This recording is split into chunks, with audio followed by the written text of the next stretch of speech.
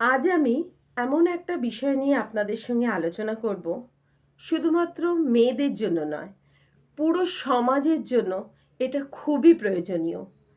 একটি মেয়ের নিজের পায়ে দাঁড়ানো, একটি মেয়ের স্বাবলম্বী হওয়া, এটা খুবই প্রয়োজন। একসময় ধারণা ছিল মেয়েদের কাজ শুধুমাত্র সংসার করা, সংসারের দায় দায়িত্ব নেওয়া, বাচ্চাকে লালন পালন করা, সংসারের যাবতীয় কাজকর্ম করা, এটাই মেয়েদের কাজ। মেয়েরা আর কিছু করতেই পারে না। কিন্তু বর্তমান দিনে এই ধারণা কিন্তু বদলেছে। আজ মেয়েরা সব জায়গায় নিজের যোগ্যতা প্রমাণ করছে। মেয়েরা স্কুল, কলেজ, বিশ্ববিদ্যালয়ে পড়াশোনা করছে। তার পাশাপাশি কিন্তু মেয়েরা মহাকাশেও যাচ্ছে। মেয়েরা কি না করছে, ফুটবল খেলছে, ক্রিকেট খেলছে। আজ বিশ্বকাপের ক্রিকেটে ফাইনালে প্রথম ভারতীয় মেয়েরা চ্যাম্পিয়ন হয়ে দেখিয়ে দিল মেয়েরা সব কিছু করতে পারে। এটা কি একদিনে এসছে? সম্ভব নয়। তাই এই একদিনে কোনো কিছুই সম্ভব নয়। কিন্তু আমাদের সমাজকে বুঝতে হবে যে আমাদের মেয়েদের যত সুশিক্ষিত করা যাবে, যত স্বাবলম্বী করা যাবে, তারা কিন্তু তাদের যোগ্যতা প্রমাণ করবে। এবং সেই ক্ষেত্রে শুধু বাইরে নয়, মেয়েরা নিজের গৃহের কাজেও ঠিক সেমনিভাবে দায়িত্ব পালন করবে। তাই একটি মেয়ে শিক্ষিত হওয়াটা সমাজের জন্য সবথেকে বড় প্রয়োজনীয় জিনিস। শুধুমাত্র শিক্ষা নয়, মেয়েদের ঠিকমতো সব কিছু প্রশিক্ষণ দিলে তারা সর্বক্ষেত্রে নিজেদের কিন্তু পরিচয় তৈরি করতে পারে।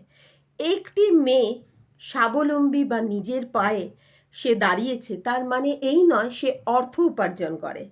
তার মানে সে নিজের দায়িত্ব নিতে পারে, সে নিজের মতামত জানাতে পারে, সে খারাপ দিনে সংসারের ভার নিজের হাতে নিতে পারে।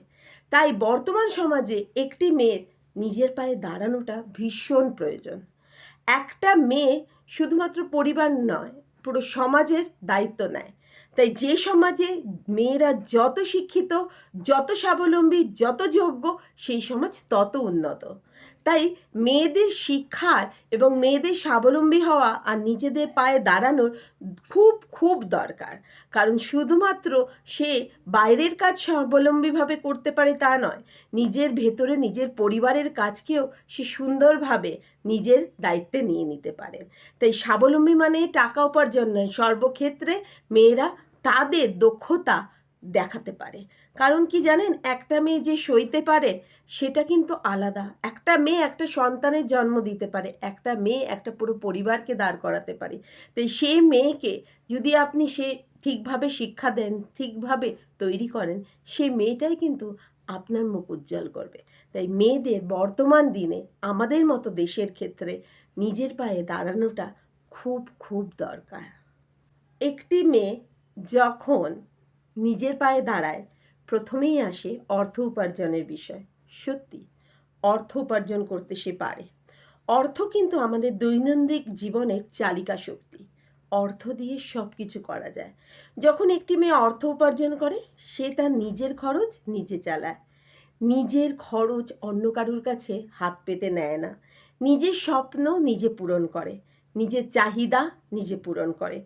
তখন আর কিন্তু তাকে অন্যের উপর মুখাপেক্ষী হয়ে থাকতে হয় না। তাই তার আত্মবিশ্বাস বাড়ে। যখন কেউ নিজে উপার্জন করে, নিজে হাতে অর্থ পায়, তখন কিন্তু সে নিজের একটা পরিচয় তৈরি করে। তখন সে কিন্তু একটা স্বতন্ত্র ব্যক্তি হয়। সে তখন কারুর মা, কারুর মেয়ে বা কারুর পত্নী নয়। সে তার নিজের একটা আলাদা পরিচয় তৈরি করে। সমাজের কাছে তার একটা আলাদা পরিচয় হয়। সমাজ তাকে আলাদাভাবে কি করে, সম্মান দেখায়। তাই একটা মেয়ে নিজের পায়ে দাঁড়ানোটা খুব দরকার নিজের আত্মসম্মানের জন্য। একটা মেয়ে যখন নিজের উপর নির্ভরশীল, তখন সে কিন্তু তার সম্পর্কেও নিজের মতামত দিতে পারে।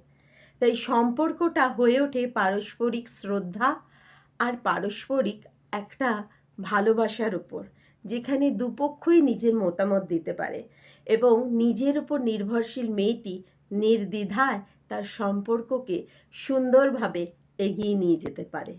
একটি মেয়ে যখন নিজে উপার্জন করে, তখন সে আত্মনির্ভরশীল হয়, তার ভবিষ্যৎকে নিরাপদ রাখতে পারে। কীরকমভাবে? যদি জীবনে খুব খারাপ সময় আসে, হয়তো নিজের কোনো সম্পর্ককে হারিয়েছে, সেই জটিল পরিস্থিতিতে সে কিন্তু নিজের সম্পদের দ্বারা নিজের জীবনকে সুরক্ষা করতে পারে। যদি ঘরের খুব বাজে অবস্থা হয়, হঠাৎ করে পরিবারে ইকোনমিক ক্রাইসিস দেখা যায়, সেই মেয়েটিই কিন্তু সব থেকে আগে এগিয়ে আসে তার পরিবারকে বাঁচানোর জন্য।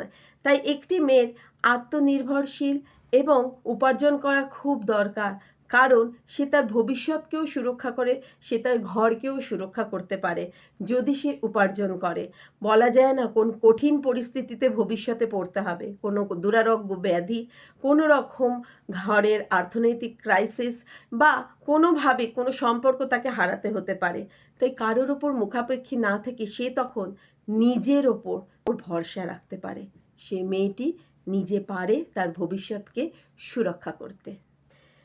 একটি দেশ বা একটা সমাজ নিজেকে এগিয়ে নিয়ে যেতে পারে যদি সেই দেশ বা সমাজের মেয়ে শিক্ষিত হয়, কর্মক্ষম হয়। কারণ সমাজের অর্ধেক অংশই হলো মেয়ে বা নারীরা। যে সমাজে, যে দেশে নারীরা যত শিক্ষিত, সেই সমাজ এবং সেই দেশ তত এগিয়ে থাকে। তাই যদি মেয়েরা নিজেরা নিজেদেরকে আত্মনির্ভরশীলভাবে গড়ে তোলে, সেই সুযোগ যদি তাকে সমাজ দেয়, সেই সুযোগ যদি তাকে দেশ দেয়, তাহলে সেই সমাজ আর সেই সুযোগ পেয়ে মেয়েরাই সেই সমাজকে আর দেশকে এগিয়ে নিয়ে যাবে। কারণ একটা মেয়ের শিক্ষিত হওয়াটা খুব দরকার, একটা মেয়ের উপার্জন করাটা খুব দরকার, তবেই সেই দেশের এবং সমাজের পক্ষে মঙ্গলজনক হয়। একটা মেয়ে যত শিক্ষিত হবে, সেই দেশ আর সমাজ তত এগিয়ে চলবে। একজন আত্মনির্ভরশীল মা তার সন্তানদের শেখায় যে পরিশ্রম করলে সব কিছু করা সম্ভব। সেই পরিবারের মেয়ে পায় পরিবারের পুরুষদের থেকে সম্মান, আর ছেলেরা পায় আরও এগিয়ে যাওয়ার ক্ষমতা। তাই সমান একটা বাতাবরণ তৈরি হয়, পারস্পরিক একটা রেসপেক্ট তৈরি হয়। তাই যে পরিবারে মা আত্মনির্ভরশীল, তার ছেলেমেয়েরা একটা আলাদাভাবেই গড়ে ওঠে। আমরা প্রায়শই শুনে থাকি ছেলে মেয়ে সবাই নাকি সমান, কিন্তু আদতে সেটা নয়।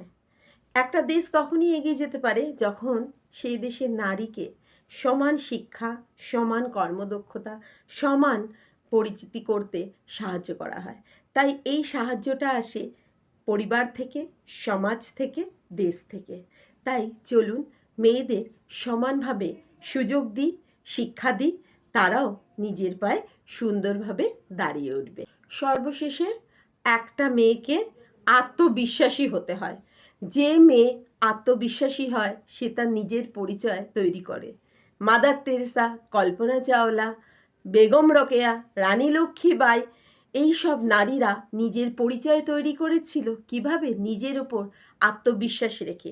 তখনকার সমাজ কিন্তু অত সোজা ছিল না। নিজের ওপর আত্মবিশ্বাস রেখেই তারা নিজের স্ব ক্ষেত্রে সুনাম অর্জন করেছে, সারা পৃথিবীর কাছে নিজেদের উদাহরণ রূপে রেখে গেছে। তাই মেয়েদের যদি আত্মবিশ্বাস থাকে, তারাও তৈরি হবে একজন সমাজের প্রকৃত ব্যক্তি, যা পরবর্তী প্রজন্মকে পথ দেখাবে।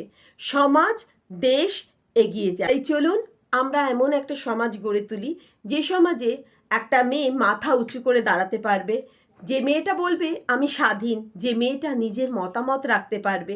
তাহলে দেখতে পাবেন যে একটা পরিবার থেকে, একটা সমাজ থেকে, একটা দেশ থেকে যদি এই স্বাধীনতা দেওয়া হয়, মেয়েটাকে যদি সেরকম পরিবেশ তৈরি করে দেওয়া হয়, সে তার আত্মবিশ্বাস ফিরে পাবে এবং সে তার পরিবার, সে তার সমাজ এবং দেশের নাম উজ্জ্বল করবে।